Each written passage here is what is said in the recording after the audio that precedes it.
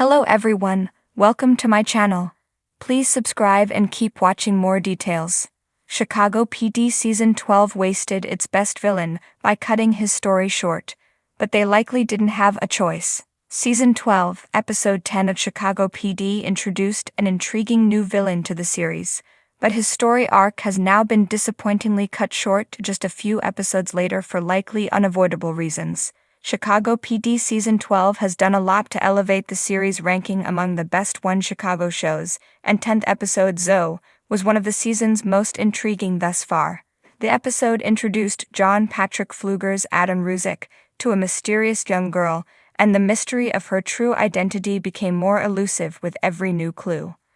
Aside from the titular Zoe, the episode also introduced the character of serial killer and child abductor Thomas Cronin. He finally appears on screen after abducting Zoe from foster care in Season 12, Episode 14, but a scene that initially seems to suggest his escape from police custody ends with the reveal of his suicide. His death distressingly leaves the Chicago PD cast with no leads as to Zoe's whereabouts, but that's not the only thing frustrating about Cronin being written off so quickly.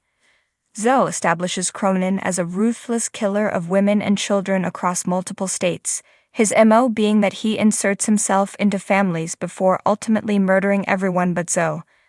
The only thing matching his cruelty is his uncanny ability to evade the police as a cunning master of changing identities with every relocation. Even when the police are able to identify his face, false sightings nonetheless impede their investigations. Leaving such a villain in the wind for additional episodes would have kept his story arc rich with suspense. By the same token, keeping Cronin's story open would have allowed for more time with Zoe and her heartstring-tugging portrayal by child actor Annabelle Toomey. At the end of Marie, Zoe is eventually found and her identity discovered so she can be placed in the care of surviving family. Her identity could have been one of Chicago PD's biggest mysteries, but the resolution of Zoe's story is too rushed in the last few scenes to feel rewarding. Allowing her story extra time to breathe would have made her happy ending more impactful. Seeing more of Zoe and Cronin might have been great, but the reality is that Season 12 of Chicago PD has a lot of storylines to manage. Adam alone was already juggling multiple story arcs at once, with Burgess and Ruzek's wedding likely to receive at least a few minor subplots leading up to the season finale. Cronin made for yet another Ruzek-centric storyline, and Adam's father impeding the search for Zoe showcases how poorly that particular subplot's been balanced with the rest of the show. Piling too much attention on a single investigation would only complicate the issue further. But the real problem with prolonging Zoe and Cronin's story is Zoe herself. Having Cronin escape in Marie to continue targeting Zoe time after time would have quickly become repetitive, but he couldn't abduct her successfully because Cronin's established MO would have given him no reason to stay in Chicago after acquiring Zoe. There might have been some appeal in seeing more of Eric Sheffer Stevens' performance, but there simply weren't many workable excuses to write in more screen time for him. On top of that, inflating Cronin's role might have taken time away from Chicago PD's real Season 12 villain. Unless there's somebody else pulling his strings, the real villain of Chicago PD Season 12 is unquestionably Sean Haddowsey's Deputy Chief Charlie Reed. His motives have become more questionable with every appearance, and Reed suggested to Voight in the mid-season finale that there was blackmail on the horizon regarding Tor's relationship with his late informant Gloria, and it seems that Reed only plans on upping the ante as the season continues.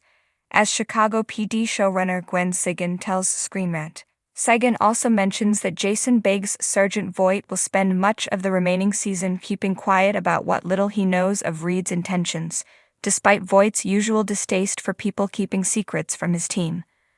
It seems clear that Reed's story arc in Chicago PD has been thoroughly mapped out, and it doesn't leave much room for a villain like Cronin. Reed may not be a terrifying serial killer, but he has his own way of jeopardizing the intelligence unit's well-being that should help the series build more than enough suspense in the episodes to come.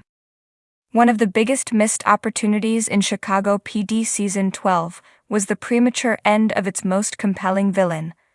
The show, known for its intense storytelling and morally gray conflicts, introduced a criminal mastermind who had all the makings of a long-term adversary for Hank Voight and intelligence. However, despite the clear potential for a gripping season-long arc, the character was written out far too soon. While the decision was likely dictated by behind-the-scenes circumstances, it ultimately left viewers feeling shortchanged, as the show wasted a chance to elevate its storytelling with a truly formidable antagonist. From the moment the villain, let's call him Marcus Kane, was introduced, he stood apart from the usual one-note criminals who appear for a single episode before being swiftly taken down. Kane was no ordinary thug or low-level gang leader. He was a calculated, manipulative force who could outthink Voight at every turn. Unlike the impulsive criminals who typically end up in intelligence's crosshairs, Kane was patient, strategic, and always one step ahead. His ability to evade capture wasn't just about brute strength or firepower, it was about psychological warfare.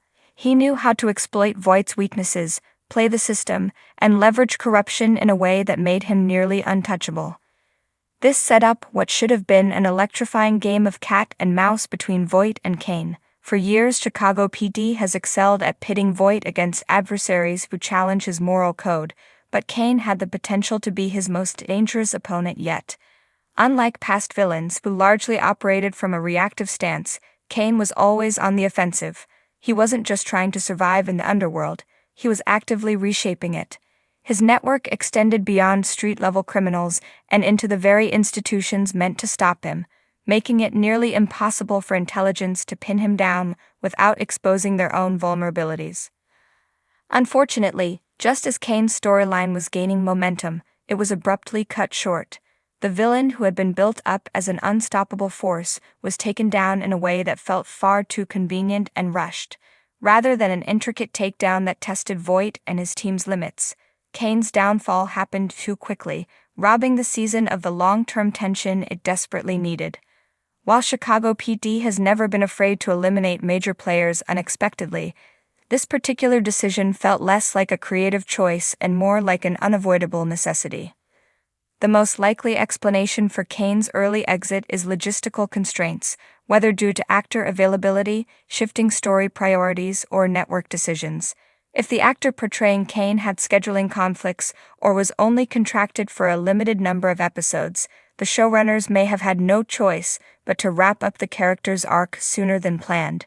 It's also possible that the writers had originally envisioned a longer storyline but were forced to pivot due to external factors, such as NBC's episode order for the season or the show's broader narrative direction. Another factor could be Chicago PD's episodic structure. While the series occasionally features multi-episode storylines, it still primarily operates within a procedural format. This means that while long-term character arcs exist, most cases are resolved within 1 or 2 episodes. Perhaps the showrunners felt that extending Kane's story over an entire season would disrupt the established rhythm of the show. However, given how well Kane was resonating with audiences, the decision to eliminate him so early still feels like a misstep. Beyond just the wasted potential of the character, Kane's premature departure also had ripple effects on the rest of the season. With such a strong villain removed so quickly, the remaining episodes struggled to maintain the same level of intensity. A lesser villain took Kane's place, but the stakes never felt as high, and the sense of danger that Kane brought was sorely missed. Voight, who thrives when he has a truly formidable enemy to go up against, was left without a proper rival to push him to his limits. Had Chicago PD kept Kane around longer, the show could have explored some of its most intriguing themes in even greater depth. How far would Voight have been willing to go to bring Kane down? Would he have crossed ethical lines even he wasn't comfortable with? How would the rest of intelligence have reacted if Voight's obsession with stopping Kane threatened to unravel the unit? These are the kinds of questions that could have fueled an entire season of riveting drama. Instead, the show opted for a more traditional, by-the-numbers resolution that lacked the impact it could have had.